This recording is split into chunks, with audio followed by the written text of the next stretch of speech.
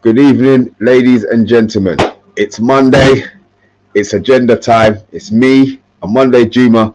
Special guest. We've got a little special guest. He knows a little bit, or not a little bit. We're going to find out. Tom, welcome to the madness, my friend. Guys, thanks for coming on. Thanks for watching. You know what's coming next, guys. Get ready to rock and roll. It's showtime.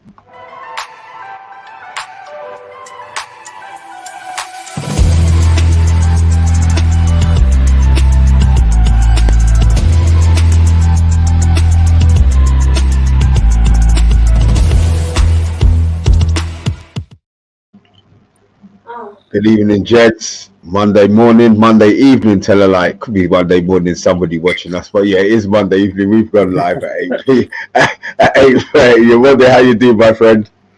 Yeah, not bad. Obviously, back to the grind today, isn't it? After the weekend. It was such lovely weather over the weekend. Roasting hot. It's probably the hottest it's been all year. Wasn't exactly sunny, but it's just like humid and sticky and hot. But today, there was a breeze coming from a window last night. It felt good. A nice breezy day today, so I'm feeling nice and fresh and relaxed. But I'm not happy about a few things, Mr. B, which hopefully we'll talk about. Fire sale business, getting rid of some of my favourite players. I'm not into that. Not happy at all. So I will be having a little rant today, and I hope to be hearing from the guys in the comments and from Tom as well today. So let's go. I'm really getting into this now. Tom, welcome. We've been trying to get you on for a little while. How you doing, man? How you doing, sir? Honestly, mate, yeah, absolute pleasure listening to what you guys are doing. Love it.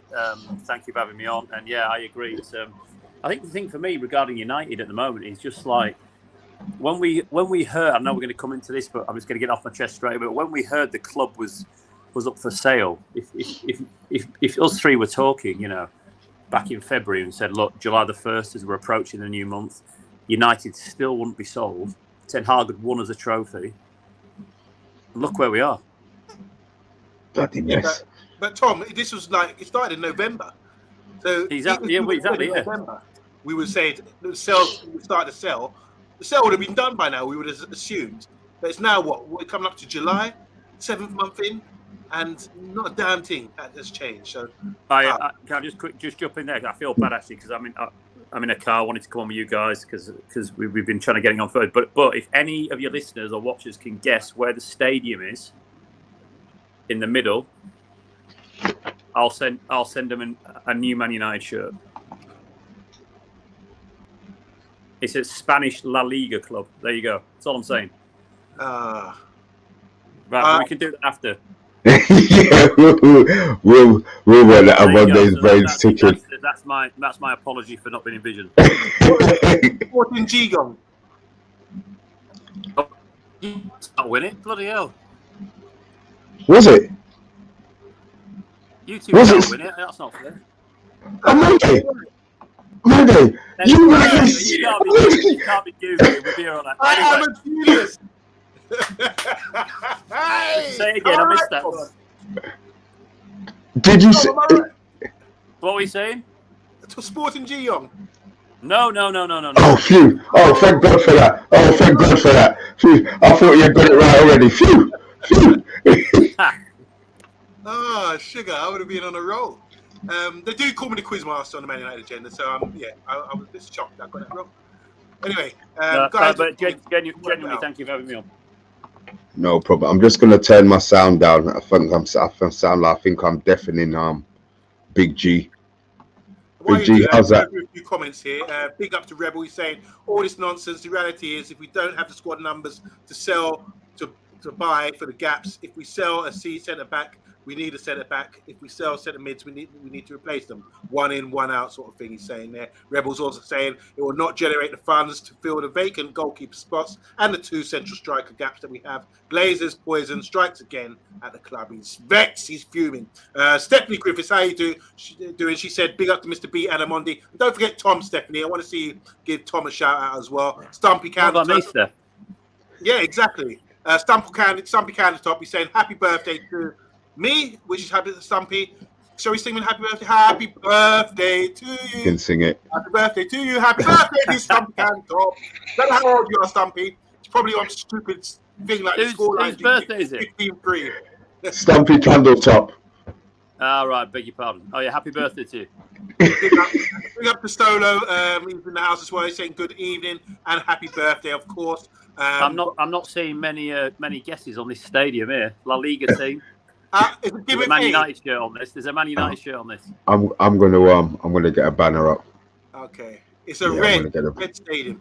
Okay, Big G saying Fort Solo must be running the show because we were late. We do apologise. Tom and Vincent's in the house as well. Matthew Bassett as well. Man United saying anything good happening. Yes, there is some little good bits and bobs.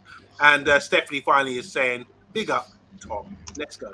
Alamir, that's the one. Big in Amira, that's what I was going to say. But anyway. Get his details. I'll send him a shirt when it comes out this week.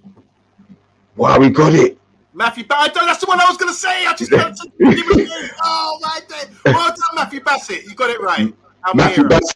Matthew Bassett, congratulations, my friend. Just like that, you've now won the new Manchester United shirt, courtesy of Tom, our esteemed guest. So, Matty, I've actually got your phone number, so we'll deal with it after the show, man. And congratulations. Yeah, my details. I'll get it out to him this week. Well no done, problem, man. Well done, Matty. Right, guys. Whew. Obviously, we're bloody broke. It's not a surprise. It's not an issue. The club's been spending money. They overspent in the summer, meaning that we could only loan Weghorst and Sabitzer. I did like Sabitzer, to be fair, but look, Sabitzer's gone. Weghorst is gone. Now we're finding out that there's 13 players, up to 13 players on the list of players who Man United want to sell. Obviously, now what we're going to do, we're going to try and work out how much money we can actually make if these players can actually be sold on a tour. So, look, on Monday, I know obviously the ones you want to talk about, they're on the offers list. So we'll get these fringe players, I suppose that's what we're going to call them, out of the way, and we'll see what we can do. Okay, so obviously we know Iqbal left, which was a surprise to the fan base. A lot of people lost their mind. It's come out today that we've actually got a buyback and a 40%. What's the word they use? So we got 40% sell on. So we'll see how that goes. The fact that he's gone to Utrecht, I think there's something up Ten Hag's sleeve, but we'll only have to wait and see. So Jones has gone. Twanzabi's gone. Our list now, to be fair, give me what are your thoughts on Twanzabi going? What are your thoughts on Twanzabi going, guys? I'm shocked. He hasn't come on, has he? I'm just thinking that performance at PSG, and I watched him a lot in the academy, and when he was coming through, I'm disappointed how he developed. I just think that if Ten Hag was there 3 years ago, I'm not saying he'd be a starter, but I'm thinking you're possibly looking at a fourth or third choice kind of Lindelof level central defender there. I mean, I know he's had fitness in but that, I know we go to him, but yeah, good about Twanzabi. I mean, the thing is, I think he was really unlucky with the injuries that he got. And sometimes when he got injured, and obviously the people ended up being ahead of him. That PSG game, the game that you brought up, where he not saying he had Mbappe in his pocket, but he did. All right, look, he did. He pocketed Mbappe, and I thought, yes, we've now got a superstar. Then he got injured, and then he just disappeared. Absolutely. Now listen, the PSG performance will always be sort of cited, and I bet his agents flogging that performance around Europe now. But for me, not an absolute superstar, but I did think around that time, and he gave him the captain's armband against Rochdale. Solskjaer did. I just thought we had the makings of athletic. He was reasonable with the ball. He could read the game. There was a lot of sort of tools there that somebody like Maguire probably doesn't have. And I'm not saying that he's of course a regular Premier League level, but I just feel that I think if Ten Hag came in 2 or 3 years prior to to last season, I think that Twanzabi may have had a better chance of not, of course, playing every week. We need Man United need world class. Yeah, but I just feel a bit disappointed. Is what I'm saying. Can I add my weight in this argument? Because I'm a defensive coach here, centre back myself. I think it's down to Nzabi. Look, there's a gap when you go from youth. You can be a youth prodigy. You can play really well at that sort of level. But there's a big jump to go from that level to senior team, not just senior team, but senior team at Man United Football Club. Now, as a centre back, these pairings hardly break up, do they? That's why you get these great partnerships like that with Callister and Bruce and Stam and Johnston and Vidic and Ferdinand and that kind of thing. So to break in there, you need to have something about you. And I think from what I saw, obviously I'm not an insider, from what I saw of his game, yeah, he's athletic, he's fast, he's got those attributes, but I didn't see him as a leader. And he needed someone to lead him, to guide him, like John Terry had at Chelsea when he came through the ranks. And he had Marcel Desailly, for example, who he keeps praising. You need someone like that to lead you and help you out. He was in situations where he's pairing up with Smalling, pairing up with maybe Jones, pairing up with Maguire. And these guys are not going to be inspiring and help you, give you that confidence to march forward. Is he at that age? Are you going to be telling them what to do and organise the defence? I don't think so. So you're reliant on these other players to help you out. And unfortunately, at the time, we didn't have that. If he was around players like Rio and Vidic, maybe they would have blended him in. Look at Wes Brown, how he's blended in as a centre-back, came in and filled in and looked comfortable like a duck to water. Same with John O'Shea, same with the Irish boy who went to Leicester. What's his name? Johnny Evans, for example. These guys could come in because there was a foundation there. There was a leader there who could sort of orchestrate these players through and get them through. I don't think we've had that. So unfortunately for this young man, Nzabi, who's got a few good attributes, he couldn't make it at the club. But I still think he needs to sort of get that confidence and to lead the defence. You have to be over 25, 26, 27 years old, experienced, flat nose, that kind of thing, to be able to sort of have that balls to stand up there and say, no, I'm dictating things here. So I felt unfortunate for him for that reason. That's the reason I believe he couldn't make it at Man United. Do you think, though, just quickly there, though, do you think under different circumstances, though, perhaps, yes, John Terry is the exception to the rule. Tony Adams back in the day. Rio Ferdinand, when he came into the team at West Ham before he went to Leeds, he wasn't a leader by any stretch. Jaap Stam wasn't a leader at PSV. He joined Manchester United in 1998 for £10.5 million. But before that, he was Dutch Player of the Year. He was never a leader. And I'm not comparing Nzabi to these players, but I just think Nzabi, on reflection, do you think if he had better coaching around him for the last 3 years, yes, he's been injured. Do you think he could have potentially been a squad player? I think under Ten Hag, yes, I say that because I feel that Ten Hag has improved all of the players at the club, bar a couple, and maybe even then they've improved in certain things that we haven't been able to see or been able to notice. So yeah, I do believe if he was under Ten Hag, maybe, but injuries are injuries. Look, we've got Martial at the moment, who we know is going to be on the second list, and it doesn't matter how good you are. If you can't get yourself on the pitch, you're no good to anybody. And I think, that's the problem with Nzabi. He just couldn't get himself on the pitch. Mr. B, you play a great game against PSG. That's the one you mentioned. Next game, he's not playing. What's that going to do for your confidence? You understand what I'm saying? Every good game that he had, the following game, he wasn't available, or he got injured, or he wasn't even picked. So as a player, how's that going to make you feel? You need game time to get your confidence up. Achievement gives you confidence, and achievement means 90 minutes. This is how you get hardened into football in senior games. It's a cracking point. Honestly, you can't argue with that. That is, you're absolutely right. You've got to be on the pitch. Do you think then, Varane, as fantastic as he is with Martinez, do you think that we can rely on him for 3 games a week at the highest level? No. And this is what I'm talking about budget, because the guy is absolutely world class. You play him with Martinez as your first choice central defensive partnership. But my issue is he's had all these games for Real Madrid. He's come to a league knocking on 30 where it's physically more demanding. Everyone says United need a striker. Of course we need a striker. But I've been arguing with people on Twitter for the last sort of 3 or 4 months saying Varane is a world-class defender. He's an absolute joy to watch. But can he do Saturday, Wednesday, Saturday, Sunday for Manchester United? I don't think he can, and I think that's why they do want the other cover. I mean, Lindelof, to be fair, played well towards the end of the season. He was But- great. He was great. Yeah, he's not going to but take us well, is he? But This he is why played on him- he played on Martinez's side. He didn't Absolutely. play. He didn't cover Varane, and I think that might be an issue. So I think the club are looking for another centre back, but the drop off, it can't. The drop off can't be. It can't be as big as it has been. That gap has to be closer. Can I 100%. respond? Look, Tom, you're on this show. We're showcasing you, and you're asking us questions, putting us on the spot. I'm gonna. Listen, I'm just a fan like you guys. I'm just a fan like you guys.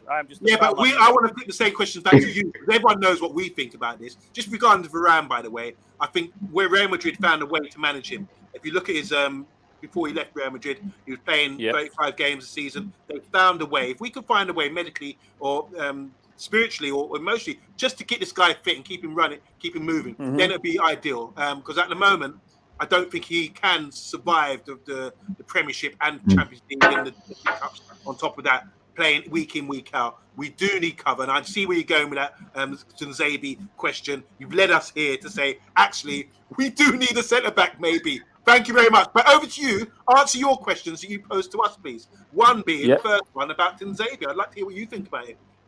I'm disappointed for Tunzabi. Everything I heard from the sort of the coaching staff that have been there for a long time, even up to sort of Van Gaal, Mourinho time. You know, I spent a bit of time at Carrington, fortunately, and they had high hopes for Tunzabi in terms of his sort of his personality and everything that he would bring on the pitch. They thought he was sort of nailed on, maybe not to be a starter, but to certainly be a very strong, solid squad player at Manchester United. And then obviously you look at how it's game against Rochdale, and Rochdale, who the hell are Rochdale? But, sorry, disrespectful for Rochdale, but, you know, he was given the captain's armband that night. They really thought that he was going to go on and be a Manchester United footballer. So, for whatever reason, that hasn't materialised. In terms of Varane, the second point, I absolutely love Rafa Varane. I think when he's on fire, I think he's a superb Manchester United central defender. Potentially one of the best we've seen, certainly since Alex Ferguson moved on. But the issue is, and I always go back to the point, is why would you spend, and from what I'm told, and I tweeted at the time, Manchester United for Mason Mount is £50 million at least, plus add-ons. Okay, at least plus add-ons. Now, if this ownership issue does not materialise or doesn't go through at the pace at which Manchester United fans would like, why would you spend £55+ million on Mason Mount and not activate Kim, for example's release clause at Napoli? That's where I am. I think Bayern Munich have turned Kim's head, and we can't argue that. If you compare the two clubs at this current state, Kim would come to Manchester United tomorrow if we paid the money. You reckon? Yeah, we didn't even. Ten Hag is that meticulous, and I agree with what you're saying about Bayern Munich, by the way. Why the hell wouldn't you? But Ten Hag is that meticulous that what I understand is that these sort of messages through agents have been going on to Kim for several months, hence why he's not extended his contract. I think he wanted to be a Manchester United player. The appeal of Manchester United. Where is that deal at the moment then? Is that still... Can we gone quiet. I think Manchester United have dithered. They've not backed Ten Hag on his word, and I think that he will end up at Bayern Munich. Yeah. It's a joke, isn't it? Well, I still wasn't sure about him as coming into the Premiership. I wasn't sure. Obviously, you can only watch a certain amount of games and watch videos or whatever. I wasn't sure about Kim, whether he could be the main guy. Everyone seems to be saying, oh, wow, this is a fantastic player. But you're playing in a league where you're the best team in the league, winning the title quite easily. And it's a different league as well, Serie A. Everything's in front of you. I don't think the physicality issue is going to be there. Just got to be able to read the game, and all Napoli's possession and being dominant in that league, he was the one with most interceptions or most tackles going to ground, that kind of thing. Yeah. So I don't know how to gauge that, because you can look at Tomori, you could look at Chris Smalling going out there, players that we didn't want or the Premier League didn't really rate. And they're going up out there, you know. So I'm not sure how to gauge that and measure that up to Man United. You're absolutely right. You are absolutely bob on again. You're spot on what you say. However, Ten Hag wanted him. The manager wanted him. So if he turned him to be an absolute, disaster. I agree 100%. You're right what you're saying. There's no argument to that. But the manager wanted him. Let me tell you a quick story about the Glazers in terms of sign-up process, and this is how it is. So I went into Old Trafford. Mourinho had been there about 3 months, and I was speaking to a member of the coaching staff who had been there under Fergie and had been moved to the side in a different position under Van Gaal. And Mourinho was there at this point. And what he always describes to me about the Glazers is he didn't say anything negative about the Glazers. What he said to me is can you remember when Van Gaal wanted the overhead cameras on the AstroTurf pitches and all that lot, so they could monitor performance? Probably a better way of describing it, but he wanted that kind of thing doing. We get what, wanted to see how they were training and what they were doing.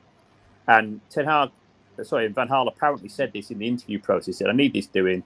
I think it was going to cost a couple of £1 million, and it was signed off and said yes. Van Gaal got there in the July, I think, after the World Cup, and this wasn't signed off for 3.5 months after. So he, rightly or wrongly, whether he wanted it or not, it took 3.5 months for this to go through and be signed off by the Glazer family. So this gives you an example. Aaron Wan-Bissaka said goodbye to the Crystal Palace players at the second to last game of the season. Or let it be known, he didn't say goodbye, let it be known who's going. After the final game of the season, he said goodbye to the coaching staff. Very good friend I went to school with was a member of the coaching staff, which actually brought Wan-Bissaka through in the youth team, and then Roy Hodgson promoted him to one of his coaches. Said goodbye. Manchester United were talking to him, etc., etc., etc. A week before, one of the coaches actually sent Wan-Bissaka a training plan of how to get fit for the new pre-season, because Manchester United still hadn't completed that deal with him. Wow. Crazy. It's a bit like Ralph. When Ralph came in, it's like the troubleshooter. He identified all these things, video analysis, data analysis, brought in all these roles that weren't at this huge club called Man United. They weren't there. So it's amazing to think back in 2015 or whatever, Van Gaal was asking for this. Just say, why isn't he already? And he proposed that, and it wasn't. 100%. Van Gaal, whether you like Van Gaal or not, or whether you like the deal with Wan-Bissaka or not, these things were kind of like almost pre-approved or signed off at interview process and just didn't go through. So that you, Tom, you're putting that down to the Glazers then. They're the ones ultimately have the ownership is a huge issue. Yeah, 100%. I mean, Gill and Ferguson were absolute masters at, the 2013 Manchester United Premier League winning team with Van Persie. Van Persie was bought to win Manchester United the title, of course. He was the stardust on that. But if you look at the team and the players within that squad, it was a team that probably did need a bit of surgery. Absolutely. Yeah. But, from that, Ferguson was always sort of one ball ahead because of what he'd built previous to that. So he could go out and get Van Persie. When was the last time Manchester United bought? Okay. So Manchester, I don't know for a fact about this, but I spoke to a former Manchester United player last week, and he said to me, if Fergie wanted Declan Rice, he'd have got him. Yeah. Whether we like him or not, he'd have got him. If you like Grealish 2 years ago, the Grealish deal was all settled, by the way. United walked away from that and got Van der Beek. Man United played Aston Villa in the Man United played Aston Villa in the pre-season friendly, and Grealish's guys went up to Ed Woodward at the time and said, are we still doing the deal? He was like, no, we've got Van der Beek. He's there. What did I don't want to hear this. I don't want to hear this, man. Oh my God! Wait. Can we just clarify? Is this to do with the Glazers? Van der Beek. Hang on a second. Sorry. Let me just say it. Man United played Villa in a pre-season. The year Van der Beek signed, we played them. I think it might have been COVID. I don't know, but anyway. One of your watchers and listeners, we played Aston Villa, and the Villa players came off the pitch in that pre-season friendly game and could not believe how poor Van der Beek was, and that Man United weren't going for Grealish, and Grealish thought he was coming to United. Fact. Crazy. Oh, Not to bail out the Glazers here, but aren't they? Everyone's got responsibility. Everyone's got a role. Who scouted Grealish? Who confirmed it? There's Oh, of course, supposed to yeah, be a yeah. procedure, isn't there? Is it ultimately the Glazers that take this, like, seal the deal and sort of say yes, or is it someone else who's got responsibility for these No, I sort think of job roles? you're absolutely right. I think at times there was a recruitment issue in terms of identifying. So there's two things I was taught: talent identification and talent management. And last season, Newcastle did that really well. They got a guy called Dan Ashworth. He was the England. He worked at England, then he was at Brighton, head of performance or something. I've got his title wrong there, and then he went to Newcastle. I've spoken to Dan a few times. He's a really clever guy, and he said the two things when you're buying a player is talent identification. So I was going mad about Isaac, the Newcastle guy. Stretch the play in behind. If he's not scoring, he's creating room for other people. Could you imagine him at United last season? Give him 30 clear games. Yeah. He's a problem, isn't he? Yeah. So there's talent identification and then there's talent management. And last year, Newcastle, as an example, got both pretty much spot on. For where they were to where they are, they got pretty much both on. United, other than last season, because I think Ten Hag, by and large, may have overpaid, but by and large got it right. Previous to that, though, our identification and our management of those two key things was horrific. so whose job, whose role at the club is that for those two specifics? So, it's great. So apparently, before Ten Hag signed, in the September of the calendar year, so Solskjaer would identify targets. And he'd have an A and a B and a C, maybe not as specific as that, but he'd have a list of people. And then it would be up to the recruitment team. Sorry, I was saying night to my boy. No, night, mate. His recruitment team would then go ahead and try and secure that, be it a Murta or a Woodward, whoever was, in charge there.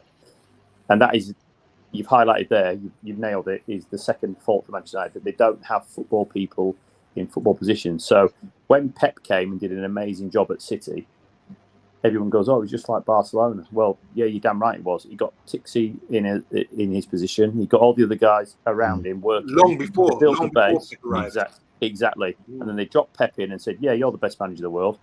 We've got the best support team around you. Like what you got, exactly what you both said there. He's like, who is doing that? He'll negotiate that. They'll do that.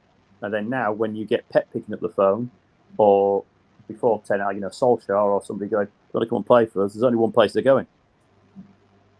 They're not Man United fans, are they? They're going for. They're going to go for the best manager. Your Croatian central defender. Yeah. Where's he going to go? City.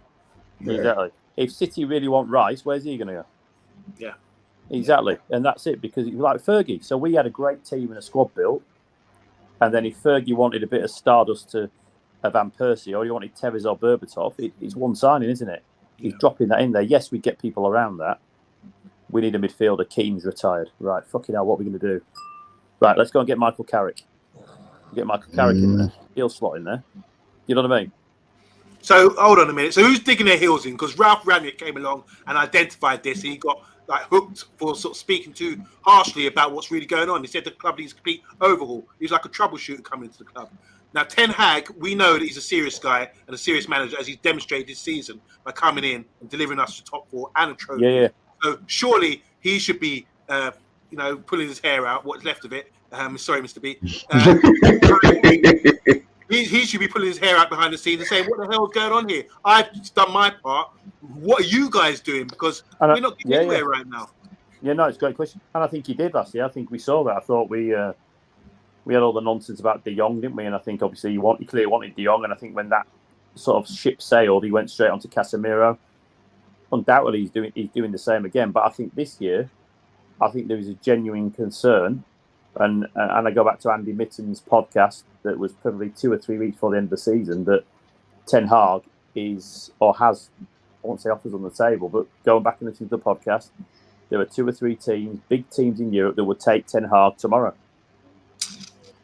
So if he doesn't, and these are not my words, and go and listen to the podcast, any of your listeners or viewers tonight, if Ten Hag is not supported in the way I'm not saying he'll leave, but if it continues in the fashion it is with this sort of protracted like buyout, if they're going to buy, if they're not going to buy, is it going to be Sir Jim, is it going to be Qatar, then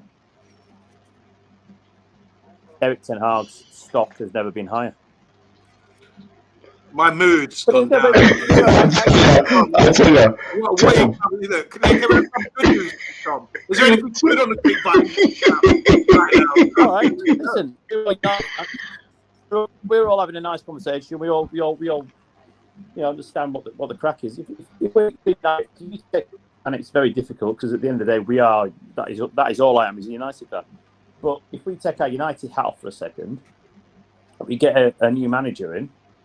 We promised him this, that, and the other. Yeah, fair enough. By hook or by crook, last year we didn't get him De Jong, but we got him Casemiro. We didn't get him this, we got him that, whatever. But this year, if you're looking at it and thinking, whether we like it or not, I want Mason Mount, right? I want Mason Mount. Whether you like it or not, I want Mason Mount. He's going to improve my team. He's going to do what I did. Ten Hag knows him because when he was on loan, Mount in Holland, Ten Hag saw him, so he wants him. And then you're the manager, and it's taking so long to do. Never mind your central defender. And by the way, your striking issue, we're not even talked about that yet. And after, as you said, pulled off a miracle last year, winning the trophy, getting us top four, what are you thinking if somebody else is knocking on your door? You're not a Man United fan at this point, by the way. Yeah. No, you're talking logically, it's not happening. But why is it that, all right, when we talk about the football side of things, we got a good manager, finally. That's what we wanted, someone who can do the business, and we can see some progression there. But when it comes to, like, the staffing side of things, and, like, people that aren't football people, why are they still at this club when it's been identified way back from 2015, maybe? Why are these guys still hanging around and lurching off and getting money, getting paid, getting nice wages, and not doing the job? Because it should be key performance indicators here. We should be top four. We should be challenging for major titles, which would be the Premier League and the Champions League, because we are that sort of club. So when we're not performing like that, aren't someone pointing fingers at the board meeting saying, hold on a minute, we haven't achieved this year. What are you doing? You know? They're still getting paid. You've got to understand. That's the first Someone thing. should be pulling them up. And that's the first thing. And the second thing is, no, you're absolutely right, Mr. B, you're absolutely right. Still getting paid. And secondly, the second thing is, biggest club in the world, still making some kind of KPI. Thank you. And this is the point. I mean, look, I know we're doing shit at the moment, but we are still ticking boxes, financial boxes for the Glazers. Everyone's going, oh, we've got a massive debt. We have got a massive debt, but it's serviceable because of who we are. Mortgage on the house. Makes sense what you're saying there. So it's not major importance to be winning major trophies as long as they're ticking over the finances. 100 exactly, mate. Exactly. They bought the club knowing that they had all this in place with Fergie, and that, you know, a poor season for Man United was third, maybe second in the Champions League football. Absolutely. When he went, obviously that changed slightly. Moyes was horrific first season. No getting around from that. But everything that Manchester United represents, you know, it still brings them in a heck of a lot of money. Now, if they had 2 or 3 years consecutive out of the Champions League, but have we had 2 or 3 years consecutive out of the Champions League since Fergie went? No, we haven't. You sure? Van Gaal didn't get it. He got 5th with the FA Cup win. And then we've had a couple second, third places. Yeah, and look at our Europa League figures this year. Fucking hell, Man United v Barcelona. Yeah. But the thing is, it's like we're going to be in the dark ages. But going back to Champions League, like Arsenal, they've been out of it so long. It's a big shock going in and playing that sort of standard of football week in, week out, but kind of expected to perform in the Premier League. That's why I have to admire how we don't really assess how good Man City are, because they're doing both consistently winning. They went and beat Bayern Munich 3-0 or something, come back in the Premier League, no issues of fatigue or mental fatigue, whatever, and delivered again and went on to win a trophy. That's magnificent, and I think it's the demands that it takes to be consistently playing well in the Champions League and then coming on the weekend and playing football in the Premier League and being able to deliver. That is something really special, and that's why we talk about our treble being massive, because that good. You know, it's so demanding, this Premier League, and so we need to fix up, man. And Mr. B, the whole concept of this show is releasing players. You know, and as Rebel said earlier, we're looking to release players to get the funds to buy players and get them in. Does that make us weaker when we're fighting on so many fronts this coming into the next season? It's just it's shocking what's going on right now. I mean, the thing is, if you look at it, they've qualified for Champions League. The club have qualified for Champions League, but he's still not being given even the extra Champions League money that, I don't know when this money's pocketed, but it's like, what, 40 million or whatever it is before.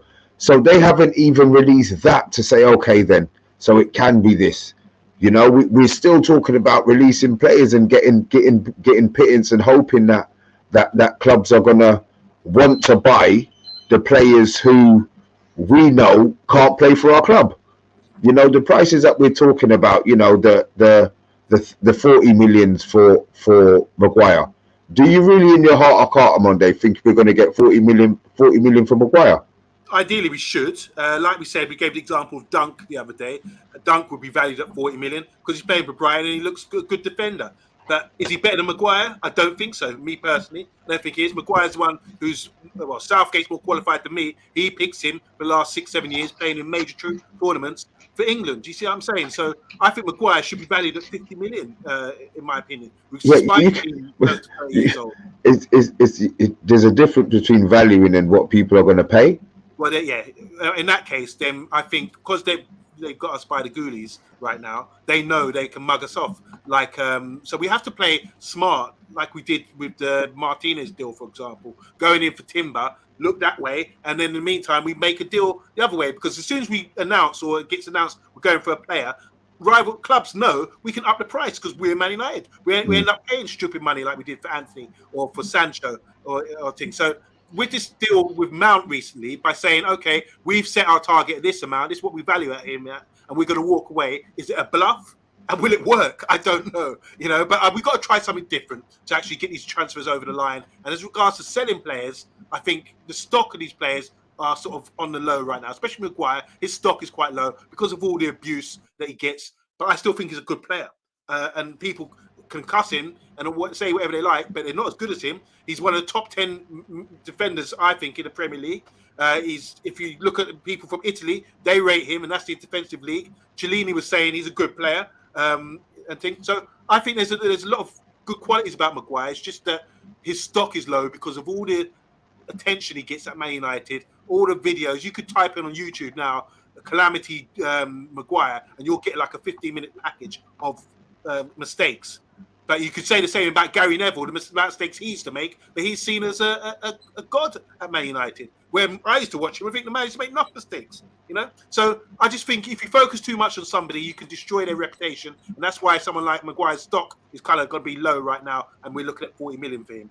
And then you talk about Sancho, for example. Sancho, I think, is a great talent, young. He's got everything about him. It's just that he needs to develop, or whatever the mental issue is with him, or spiritual issue with him. But you cannot sell him at 40. If I saw 45 million for Sancho, that's ridiculous. You got to buy. If you're measuring up with everyone else, should be at 70, 80 million. No doubt for me. Tom, is there anybody at our club whose stock is high on the sale list? That's a great question. On Maguire, quickly, the first mistake was spending 80 million. The second mistake was giving him the captain's armband. And I'm going to come back to your question. It's a very, very good question. If you type in Leicester versus Huddersfield, for whatever reason, I was at that game that day, and I was Poitier was I think he was a Belgian forward for Huddersfield and in the Premier League, and he rolled Maguire, flicked it away from him, and scored in the bottom corner. And Maguire just couldn't get back. He just couldn't get. He didn't have the tools in his locker. And this Poitier player, I'm not sure how many goals he scored for Huddersfield. It wasn't anywhere near double figures, but he wasn't great. And then in the summer, when United were bidding for him, I was like, "Am I missing something here?" Like, I've not scouted him a lot. Obviously, I've seen what he can do. He's English, so we all get a bit excited about an English player. And etc. But I thought 80 million. I thought people were honestly having a. Anyway. So go back to the original point of the value. You know where I'm going, don't you guys? What I'm saying is the scouting is absolutely horrific, or has been horrific. Have those players as their value increased? No, I don't think so. I think we'd be lucky to get 40 million from Maguire. I think that'd be absolutely tops. I think we can't even point to the fact that some of them are Premier League players. So you look at Diego Forlan, don't you? He wasn't a Premier League player. It's just one of those things. He wasn't. Mm. He went abroad. He was a top scorer. I think did he win the Golden Boot with the World Cup or something? He went to sort of Spain and absolutely tore it up. Yeah. I don't think there's one of the players we've got that in that list that will do it. And people are saying, I think I saw on one of your tweets, guys, which 150 million is the value of all those players. I think if Man United get 150 million for those players, I'm absolutely laughing. I think one thing I will say is Phil Jones, when he came to United, was a decent player. I think Fergie made him out like he was Duncan Edwards, so I think that sort of didn't do him any favours. But I think Phil Jones is a decent guy. I think he's got a family based in Manchester, and when he's offered a contract that's worth 80 or 90 grand a week, he's going to take it. I'd take it, whether I think I'm on my last legs or not. And I think the fault of these players on these values and these wages is again of the club and Woodward for giving them that money instead of looking at the player. And I've highlighted Maguire's sort of shortcomings. I think that why are Manchester United, the biggest club in the world, giving players that amount of money a week? Because they can. Because they can, exactly, because they can, and it's ridiculous. So if you've got a family in the local area and you're not playing for Man United, but they're giving you 80, 90 grand a week, you can train every day and keep fit. But you're probably not going to be part of the squad. I know what I'm doing. Yeah, with some Bogarts. You know what I mean? Wow. I get it. It's just as fans, we always we don't see it like that. I mean, my issue. What really pissed me off with the Jones, the Phil Jones situation was he didn't give Varane his shirt. When he came, he knew he wasn't going to play. I know, Monday, you're laughing, bro, but it still gripes me. It still gripes me the fact that you're right though. But the thing is, we kind of like disagree on it, but we all agree on it because we all.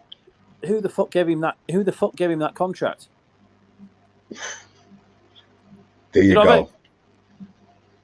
Well, who are we pointing the blame at here? Let's be clear. Woodward. Okay. Woodward. Man United, I think we're generalising here. Woodward, this is down to you. He's not in the club anymore, but clearly all these errors that we've made over the last couple of years. Well, United played somebody a few years ago. I think it might have been Tottenham. If I'm wrong, hold my hands up. I'll say Tottenham for the example. And a couple of Man United players started hugging Mourinho at the final whistle. I texted my mate who was an agent and said, "Why the fuck are all the Man United players hugging Mourinho?" And he gave them all new contracts and Woodward signed it off. Of course. You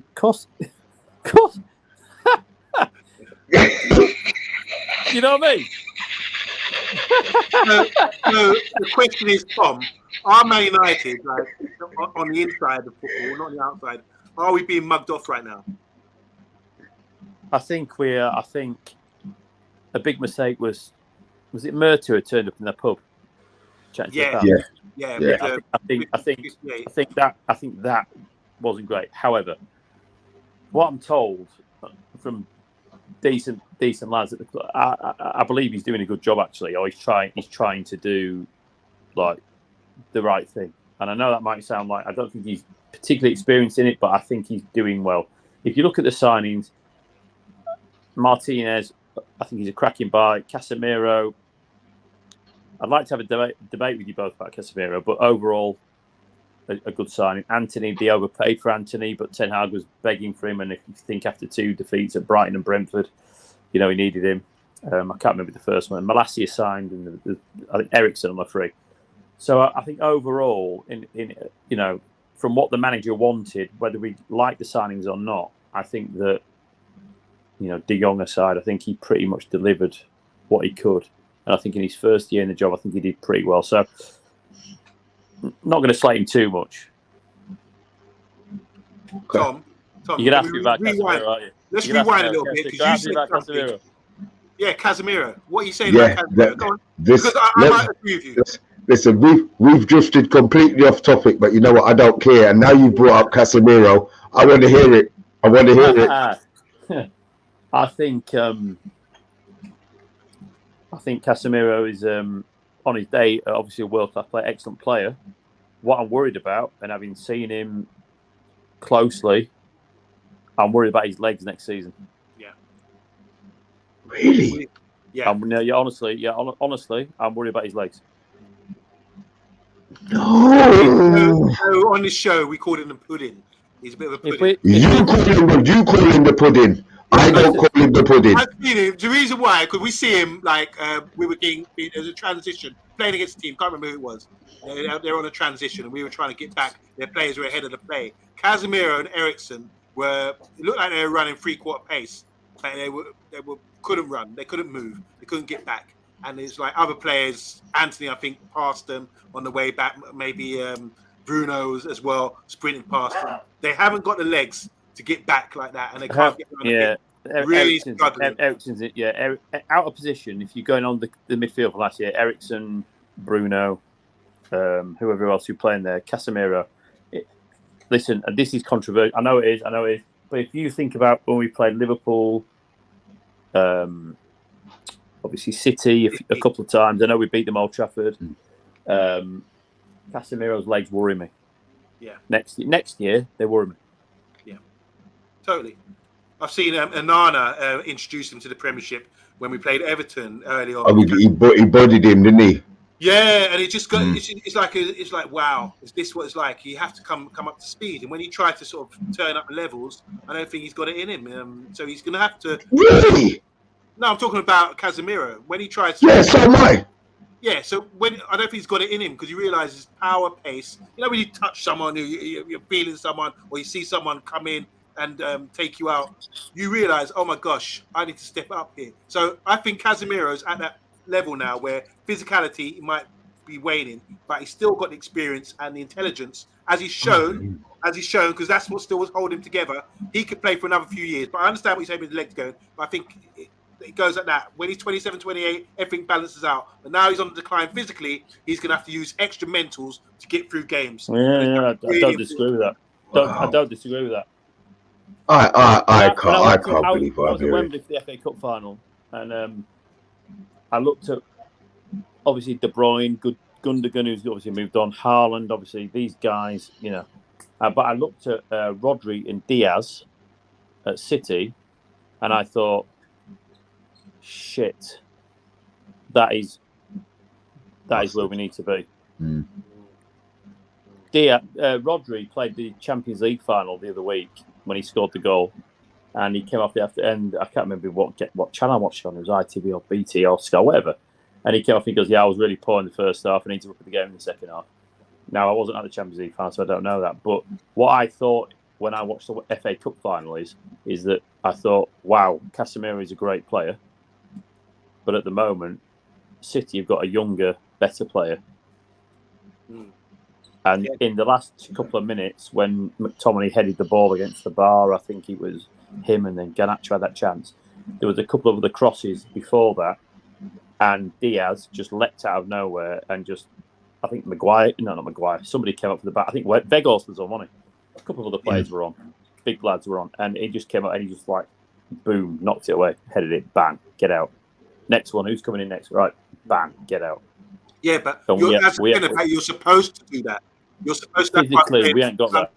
Maguire does that standard, and people still rip him for it. But this is something he does. But it's just the rest of his game, though. Monday. When he's not there, we missed that. And going back to the Rodri point, I do think in that system, when you got a possession of the ball majority of the time, he looks like he's strolling out there a lot of the time. And they have to be on the money mentally because of what Pep demands of them and where they're supposed to be. So I do think when you play, it's easier. Like me, at my age, I can go and play for a good side, and it's like I just fit in because I'm not having to do the running. But with my current Sunday side, we don't keep the ball, so I'm having to do so much running, and I'm blowing, and then I'm losing my cool. I'm shouting at people, and I'm terrible on the ball because I need to see this side. I'm coming to watch this. We're going down. Also. I'm hearing some fucking unbelievable things. By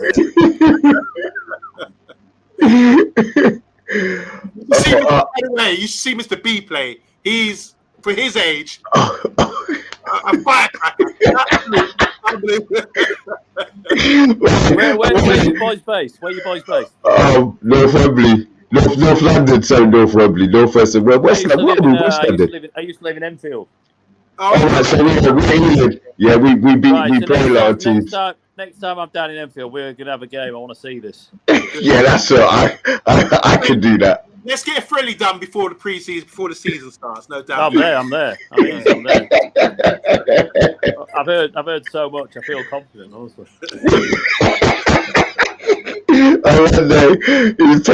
Guys, I know there's been so much chat, but we've been chatting. It makes a change that we come on chat. I know you lot have been chatting. We've got one more little thing to talk about. Guys, obviously we know that Barcelona are you know what's coming, don't you? I'm not even gonna put up the banner, I'm not gonna mention his name, right? But we've been linked with somebody again because Barcelona apparently broke. Guys, we've been bloody linked with De Jong again. Is this going to be the saga of the summer, considering we don't have a pot to piss in? Tom, over to you. he dodged that. That's why I know I don't want him in midfield next to me. Tom, you do the hard graft and I'll put the piece. I'm seeing it. If the ownership deal doesn't go through and you're paying 55 million for Mount, how much have you got left? 70. 95. What we got? 95. What do you think we've got? 150? No, I don't think United have got 150 million this window. No. I think 110, 115 tops without sales. We are broke. We need to barter and hustle out there, like a market. Deals trade. last year were done on what was described to me as a company credit card. So the Neville kicked off after the Brentford game, and then obviously we spent it. Then, to be fair, everything you're hearing about, I'm still going to come in. We're going to sort this out. Blah blah blah. But like Anthony, can you remember the Anthony deal? Yeah. But you know what? I like Anthony. I think you've got to judge him after a good pre-season and a good start to next season. So forget that. But 90 million was a lot of money. So if you think that was on a credit card this is how it's described to me as a company credit card. De Jong for me, if 10 out what again, I don't think he's had a bad signing yet. I won't look at one of his signings and say they have been really bad. I don't care what people say about Anthony. I'm not having it yet. Let's have him a good pre-season. And let's judge him at Christmas. That's where I'm with him. The rest of the guys: Martinez, Casemiro, Malacia. Malacia is obviously learning. It's a big season for him. Can he push Shaw? Obviously, Shaw's bar is high, but let's see what he can do. But yeah, I can't remember the question, to be honest. But yeah, I'm going to wait and see what happens. I actually want to add to that. I just think talking about De Jong, last year that saga where it dragged on, and people would be upset with what happened, and we were teased by the prospect of getting this guy in. I think for the manager to identify him initially as the main player to come in, he must have known that we're missing a whole dimension of play, and I don't think 30% of our play. But we're having someone like De Jong in the game because we don't have a sweeper keeper. That's someone who can distribute the ball. De Jong is someone who can beat that first line of press quite easily, and we can get up the pitch very easy. Something we haven't been able to do, and we still came fourth. So I don't think it's that all doom and gloom. If we get a player of that ilk, like Frankie coming in. Sorry, Tom, you're gone. No, you're right. No, I agree with you again. But I think around the Gundogan second goal, what I noticed was we couldn't keep the ball well enough. So there's a period where we sort of, you can argue about the penalty all day. United got back into the game, whether it was a fluke, whether it was, it was the right decision, wrong decision, whatever. 1-1 half time. So I think great time to reset. But I just thought with Casemiro, Eriksen, and Bruno in that midfield as a three. I think Sancho was in there as well, wasn't he? And Rashford didn't look 100% to me. But regardless, we were not keeping the ball well enough. Yeah. And, Arsenal, our record away against the big teams was horrific. Arsenal away, I think, I can't remember who scored the goal that outside the air was shot into the bottom corner. Oh, that was, Saka. You guys remember. But Eriksen out of possession is a problem. Yeah. Yeah, we said it. We've been saying it. He's a problem. Getting in front of him a couple times, yeah. Give him the ball at Brentford at home, no disrespect or, whatever. Give him the ball at home to those sort of teams. Brilliant, because they sit low block, and he can try and find a way through. Brilliant. Yeah. You're coming against a top team. You cannot play Eriksen and Bruno in the same midfield. And Casemiro. I think Casemiro as well. Yeah.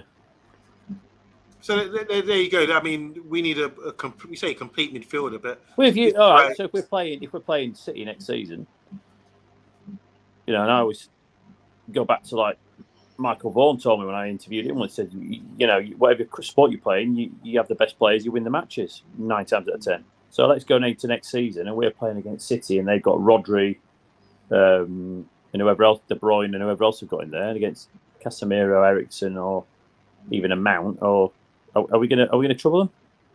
No, I mean the thing is, we knew we were bad. I mean, we called for Fred in the final, and that is the level that we got to because he runs, because he can run. Not me. I think Fred's hopeless, but that's the level that we've got, and this is what I keep saying about the drop off between our players. It's too high. It's too much. And look, Eriksen was great before the injury. When he came back, he couldn't run for shit. He actually looked really old. You've got to be in that midfield. If you take De Bruyne's example, you've got to have something behind you in Rodri, and I think Walker slips in there, doesn't he? John Stones, like him or loathe him, he slips in there as well. You've got to have some sort of Manchester United, for me, when I'm looking at them, and I love them to bits, but Casemiro needs legs around him next season. Yeah. As well, obviously, quality on the ball, that goes out there, but he needs legs. Trouble with United, McTominay and Fred the last few years is that when teams have come to Old Trafford and played like a low defensive line or a low block, however you want to describe it, is they've said to Manchester United, all right, okay, yeah, we'll mark Bruno, but what are McTominay and Fred going to do when they've got the ball? Oh, it's true, isn't it? No, you make a valid point. You make a valid point there. I do like McTominay. McTominay is someone who's got a physicality, can get around the pitch in that respect. But yeah, like you said, when it comes to sort of technical ability and passing range, he hasn't got that in his locker. But Eriksen, look, we wanted De Jong. We're talking about De Jong. We wanted De Jong, and we know now we can see because it's not about best players. I don't think it always applies to that because system players.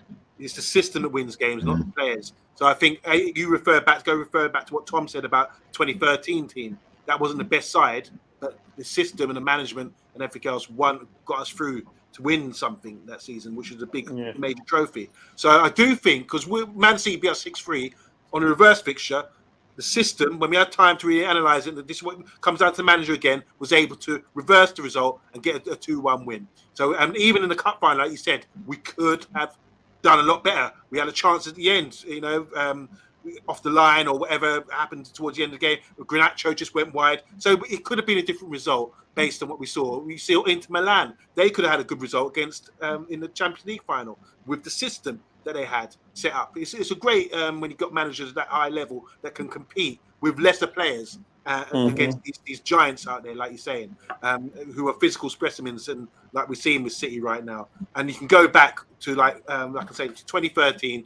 We didn't have the best team, but we still managed to win because we were consistent and the system was working for us. Whether it's just not the playing style, but the foundation that it was built on, which made us winners ultimately. And I think we're so far from that now that we can do well. But what impressed me, just final point, what impressed me last season is that we lost against Brighton, we lost against Brentford. We had 8 days of training before we played Liverpool, and we were all like, oh my God, we got Liverpool next. What are they going to do to us? And we beat them 2-1 because the manager had time in the training ground to get things done. So hopefully, regardless of everything that's happened, and we're talking about transfers and not coming in, who's going, who's not, I think hopefully the manager, again, will do his home, will do enough to get the system, another year of system and formation and shape and everything else drilled into the players, and we've become more of a beast in that respect.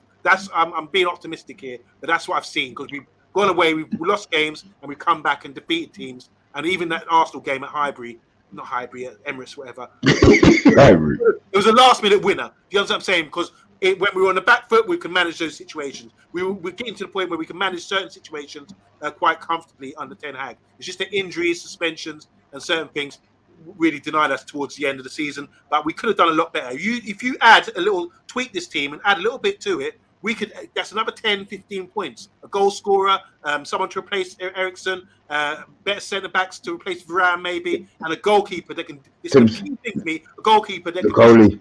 And somehow, and we can break, play out from the back. Then we are a 30% better team than what we are now. So it's not so bad, in my opinion. Forever the optimist, Monday. Yeah, man. Tom's silent. He's thinking this bloody guy's talking bollocks.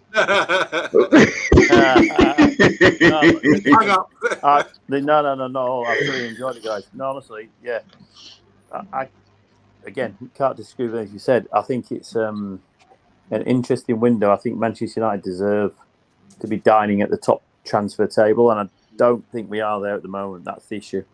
You know, the Danish striker we're after, for example, is he?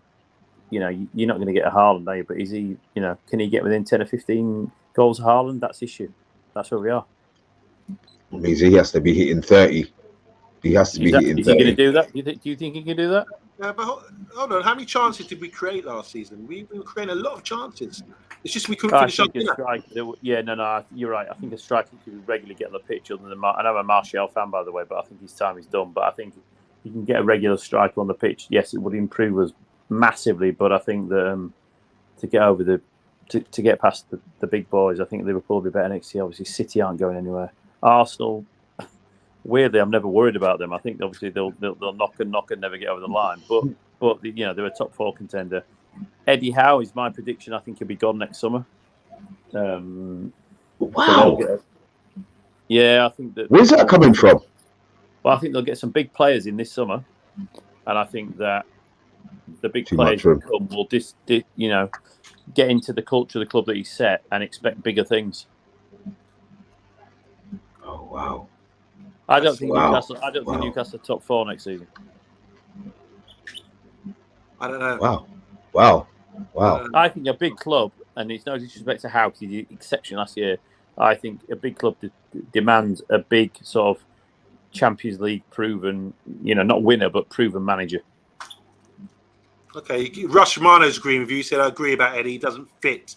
I think they've done well to bring that sort of English-based players in. If you look at the defence, Dan Burn and Kieran Trippier. Kieran Trippier has been crucial for their success, I think, this season. And then they've got the runners like Willock and midfield. And that English base of player there is helping them for that transition. Maybe you're right about bringing, now they're talking about sort of higher profile players coming in. Maybe these players would want a high profile manager possibly to come in. But Eddie Howe and Don Howe, top legends for me when it comes to English game and English coaching. They've done fantastic. Wow. Okay. Look, guys, we are on our limit. We've run our hour. We know that the show drifted off to various directions. Matthew Bassett, I will message you after the show if you're still there. Message me. If not, I will get your number passed on to Tom. As I said, guys, look, if you missed the beginning of the show, Tom, because I still don't understand why, but glory be, he's turned up, didn't have his camera on, had a picture of the stadium on, and Matthew Bassett guessed it, so he's going to get the new Man United shirt when it's released, courtesy. It's Almere FC, courtesy of Tom. On Monday, big up, man. Thank you as always, guys. In the comments, guys. If you like Tom, I love Tom. What he represented today, brought to us today. Tom, if you want to see Tom back, give us a hell yeah, or just say yeah, we want to see you back, Tom, because I'm going to be belling him off to it now. Tom, you got to come back. You're crucial. Get me in your WhatsApp chat, guys. Yeah. We'll do that. Tom, can we find you anywhere? You got any socials that they can find you and follow you on before we go? Yeah, if you're not abusing me, you guys, you're probably on social, Mr. Tom McDermott. Yeah, get on that. But yeah, pleasure to be on. Two knowledgeable hosts there. Really enjoy the chat. It's gone mad. I'm getting Mrs. is like saying, "Come on, I'm going there." Sorry. It's like, you know what I mean? Yeah. No. But anytime, guys. Hopefully, I've just got back in the house now, so next time I'll get in vision and we'll have a chat. But yeah, drop me in your WhatsApp, guys. Keep listening to the boys. That they know what they're on about. They're reasonable. They know what the balanced arguments and they're good boys. So yeah, keep following and transferring your details to them. Thank you, man. OMONDI. Thank you as always, guys. We will be back tomorrow, 8:30 or 8:33, depending on Monday's timekeeping. Guys, we are out. We will see you all tomorrow. Thanks for watching. Bye, guys.